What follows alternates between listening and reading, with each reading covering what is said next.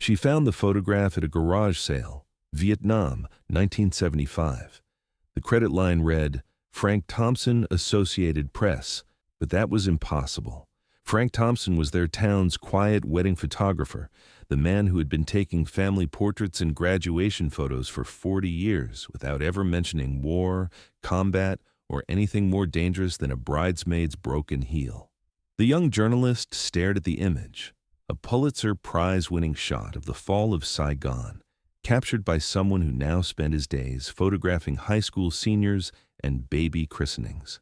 Either this was an incredible coincidence, or the most decorated war correspondent of the Vietnam era had been hiding in plain sight in Millbrook, Ohio, developing film in a small studio above Murphy's hardware store. She was about to find out which one was true. Welcome to Echo Stories. Before we begin this incredible story of hidden identity and forgotten heroism, tell us in the comments which city you're watching from, and if you believe stories like this need to be heard, hit that subscribe button to support our channel. Millbrook, Ohio, population 8,400. The kind of town where everyone knew everyone, where the biggest news was usually the high school football scores, and where Frank Thompson had quietly run Thompson Photography since 1978.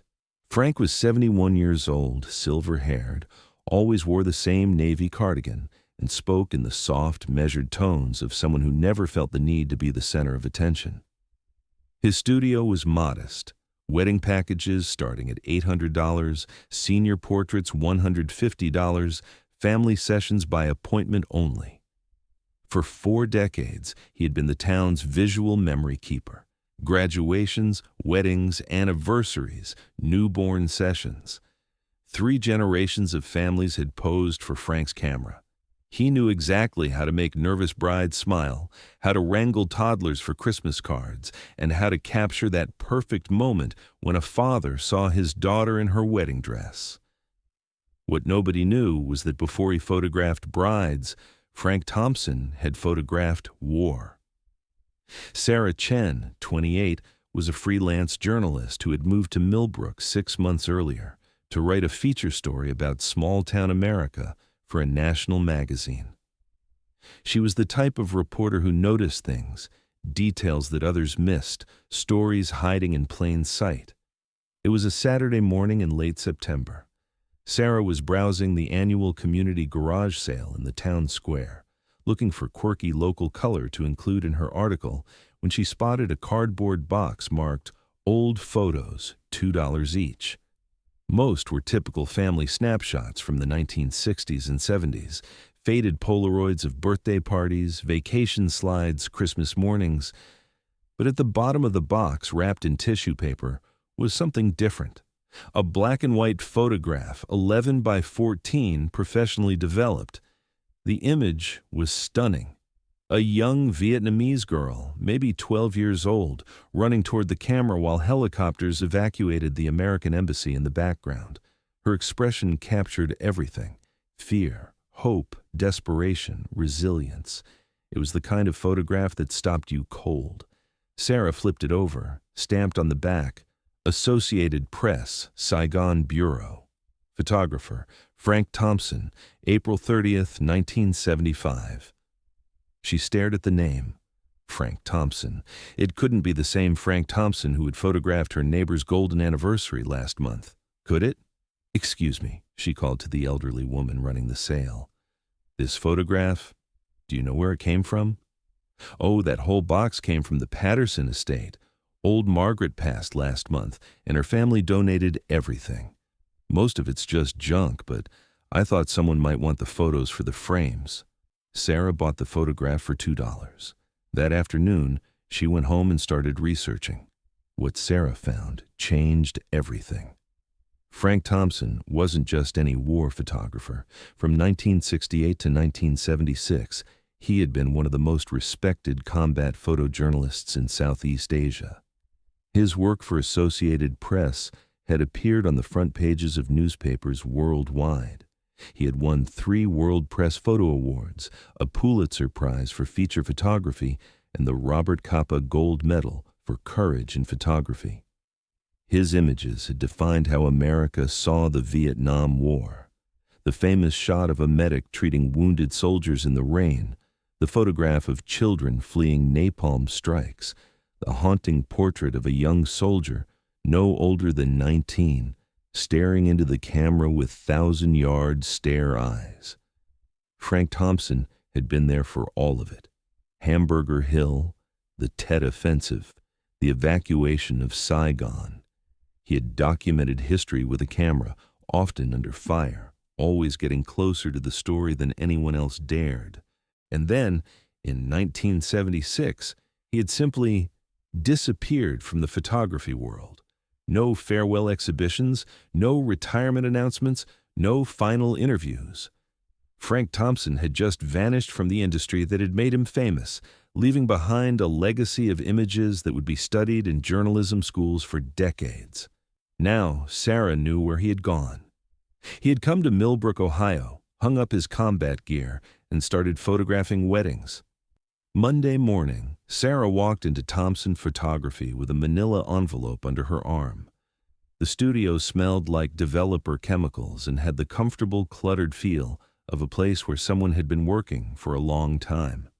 Frank was at his computer, editing a family portrait. He looked up with the polite, patient smile he reserved for customers. "Good morning. How can I help you?" "Mr. Thompson, I'm Sarah Chen. I'm a journalist, and I'd like to talk to you about this." She slid the Vietnam photograph across his desk. Frank's smile faded. He stared at the image for a long moment, his fingers hovering over it but not quite touching. "Where did you find this?" "At a garage sale." "But that's not really the question, is it? The question is why Frank Thompson, Pulitzer Prize-winning war photographer, is hiding in a small Ohio town taking pictures of high school seniors." Frank was quiet for nearly a minute. Finally, he stood up, walked to the window, and looked out at Main Street. "I wasn't hiding," he said. "I was healing." What followed was the first interview Frank Thompson had given in 45 years. The war had broken him, he explained. Not physically, though he carried shrapnel in his left shoulder and had permanent hearing damage from an artillery blast. The damage was deeper than that. "You spend 8 years photographing death," Frank said, "and eventually you forget what life looks like through a lens." His last assignment had been the evacuation of Saigon.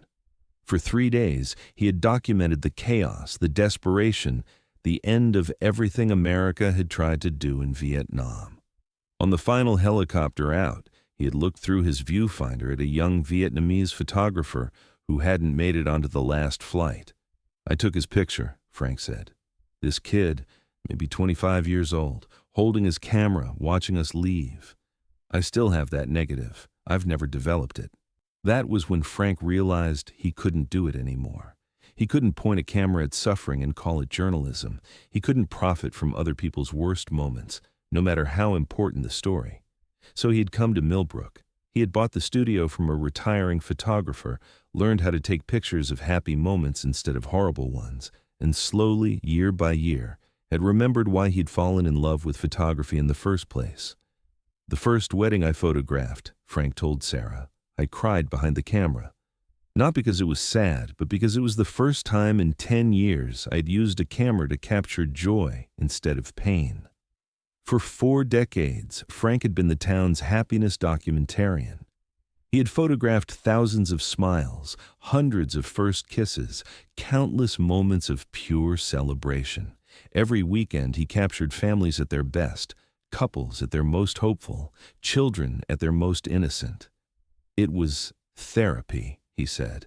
"Every wedding was proof that people still believed in forever. Every baby portrait was evidence that people still had hope for the future. Every graduation photo showed me that people still thought education and growth mattered." Sarah asked why he had never told anyone about his past. "Because the past is heavy," Frank said. "These people don't need to carry my memories when they're trying to make new ones. When a bride looks at her wedding photos, she should see her happiness, not my history." Sarah faced a dilemma. She had stumbled onto an incredible story, one of America's most famous war photographers, living anonymously in small-town Ohio. But telling that story would end Frank's anonymity forever. She decided to ask Frank what he wanted. "You could say no," she told him. "I could walk away, write about something else. Your secret would be safe." Frank considered this. "What would you write about? My Vietnam work?" "Both. The war photographer you were, and the healing you found here. The way you transformed from documenting tragedy to capturing joy." Frank thought about this for a long time. Finally, he nodded. "Maybe it's time," he said. "Maybe there are other photographers out there, other journalists who need to know that it's okay to walk away from the darkness, that there's honor in pointing your camera toward light instead of shadow." When Sarah's article was published 3 months later, it changed everything. National media descended on Millbrook. Photography magazines wanted interviews. The Newseum in Washington called about acquiring some of Frank's Vietnam work for a retrospective. But the most interesting reaction came from the town itself. "Frank took our wedding pictures 23 years ago," said Martha Rodriguez, owner of the local bakery. "Now I understand why he was so good at capturing the quiet moments. He knew how precious they were." High school senior Jessica Walsh, whose portrait Frank had taken just weeks before the story broke, said, "I always wondered why Mr. Thompson looked at everyone like he was really seeing them. Now I know. He spent years looking at people's worst moments. He wasn't going to miss anyone's best ones." Perhaps the most meaningful response came from other veterans in the community. Men and women who had served in Vietnam, Iraq, Afghanistan, people who understood what Frank had been carrying all these years. "We knew," said Tom Bradley, a Vietnam veteran who worked at the post office. "Not the details, but we could tell. There's something about the way combat veterans move, the way we scan rooms, the way we position ourselves near exits. Frank had all of that, but he was gentler somehow, like he'd found peace with it." A group of local veterans approached Frank about documenting their stories, not the combat, but the coming home, the quiet heroism of transitioning from war to civilian life, from taking life to nurturing it. Frank agreed. Coming Home, Veterans of Millbrook, became his first photography project since Vietnam, but instead of capturing tragedy, he photographed triumph. Veterans who had become teachers, fathers, community leaders, healers. 6 months after Sarah's article, the Millbrook Public Library hosted Frank's first photography exhibition in 45 years. It wasn't a retrospective of his war work. Most of those images were too painful, too private. Instead, it was called Light After Darkness, 40 Years of Celebrating Life. The exhibition featured Frank's favorite photographs from 4 decades in Millbrook: wedding couples, graduating seniors, new babies, golden anniversaries, 3 generations of the same family. Moments of pure, uncomplicated joy. But in the corner of the exhibition, in a small, quiet space, Frank had included just one photograph from Vietnam. Not one of his famous images, but a picture he had never published, a Vietnamese photographer laughing as he taught Frank how to say beautiful in Vietnamese. The caption read, "Nguyen Duc Minh, Saigon, 1974. He taught me that a camera can capture hope even in the darkest places." I spent the next 40 years learning that lesson. The exhibition had an unexpected visitor. Nguyen Duc Minh, now 73, living in California and running his own photography studio, had seen news coverage of Frank's story. The reunion was emotional. 2 old photographers meeting again after half a century, comparing not their war photos but their pictures of grandchildren. "You did the right thing," Min told Frank. "War photographers see too much darkness. We need to balance it with light or it consumes us." Frank began offering photography workshops to young journalists, but his curriculum was different from typical photography schools. "Technical skills are easy to teach," Frank told his students. "F-stops, shutter speeds, composition rules, anyone can learn those. What's harder to teach is why you point the camera where you point it. His first lesson was always the same. Your camera is not neutral. Every photograph is a choice. You can choose to document destruction, or you can choose to document resilience. You can choose to capture despair, or you can choose to capture hope. Both exist in every story. Photography saved my life twice, Frank told Sarah in a follow-up interview a year later. First, it gave me purpose when I was young and needed to feel important. Second, it gave me healing when I was broken and needed to remember what beauty looked like. He had developed his own philosophy over the decades. The world has enough photographers documenting what's wrong with it. We need more photographers showing what's right with it. This didn't mean ignoring reality or avoiding difficult subjects. Frank still photographed families dealing with loss, couples working through hardships, communities facing challenges. But he approached these subjects differently now. Instead of photographing the funeral, I photographed the hands holding each other during the service. Instead of photographing the argument, I photographed the moment they choose to forgive each other. Instead of photographing the destruction, I photographed the people who show up to rebuild. 2 years after Sarah's article, Frank Thompson was still taking wedding pictures in Millbrook, Ohio. But now he was also mentoring young photographers, teaching them to see light instead of shadow, hope instead of despair. His Vietnam photographs had been donated to the National Archives, where they would be preserved for future historians.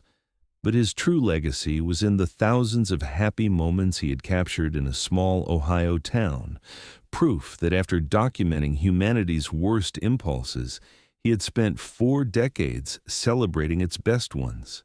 People ask me if I regret walking away from war photography, Frank said. But I didn't walk away from anything. I walked toward something better. I walked toward hope.